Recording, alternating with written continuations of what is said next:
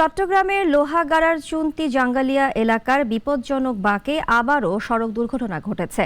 বাস মাইক্রোবাসের সংঘর্ষে আজ প্রাণ গেছে 10 জনের। টানা 3 দিন চট্টগ্রাম কক্সবাজার সড়কের এই পয়েন্টে দুর্ঘটনা ঘটল। প্রতিনিধিদের পাঠানো তথ্যচিত্রে জানাচ্ছেন সুলতানা মরিয়ম। চট্টগ্রামের লোহাগড়ার চুনতি জাঙ্গালিয়া এলাকায় ঈদের সকালে যাত্রীবাহী বাস মিনিবাসের মুখোমুখি সংঘর্ষে 5 তরুণ নিহত হন। পরদিন গতকাল ভোররাতে 2টি মাইক্রোবাস উল্টে 9 আরোহী আহত হয়েছিলেন। আজও একই পয়েন্টে প্রাণ গেছে 10 জনের। সকাল 7টার দিকে উপজেলার চুনতি বনরেঞ্জ কর্মকর্তা কার্যালয়ের সামনে এই মর্মান্তিক দুর্ঘটনা ঘটে।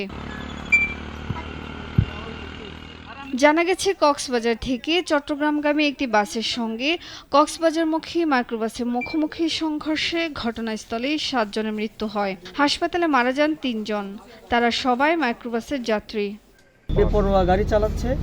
দ্বিতীয়ত হচ্ছে যে রাস্তায় এক ধরনের লবণ পানি হচ্ছে, যার কারণে স্লিপারি হয়ে যাচ্ছে এবং যে কোনো মুহূর্তে যখন ব্রেক করে সাথে সাথে এই ধরনের দুর্ঘটনা ঘটে। পাশাপাশি এখানে যে রোড ইঞ্জিনিয়ারিংয়ের কথা বলা হচ্ছে, রোড ইঞ্জিনিয়ারিংয়ে আপনার যেখানে বাগটা আছে, বাগটা নিয়ে যদি আরও কিছু চিন্তাভাবনা করা যায়, সম্ভবত এই অ্যাক্সিডেন্ট আর রোধ করা যেতে পারে। পুলিশ অনুমান করছে বিপজ্জনক বাঁকের কারণে এমন দুর্ঘটনা ঘটছে। তবে স্থানীয়দের ধারণা, লবণবাহী গাড়ি থেকে পানি পড়ে সড়ক পিচ্ছিল হওয়ার কারণে বারবার এই সড়ক দুর্ঘটনা ঘটছে।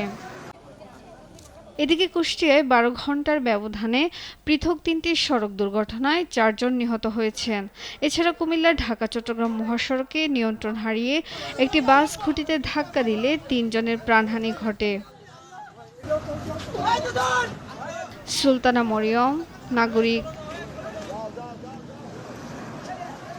ওয়ালটন আবারও মিলিনিয়ার অফারে ওয়ালটন ফ্রিজ কিনে আপনিও হয়ে যেতে পারেন মিলিয়নিয়ার।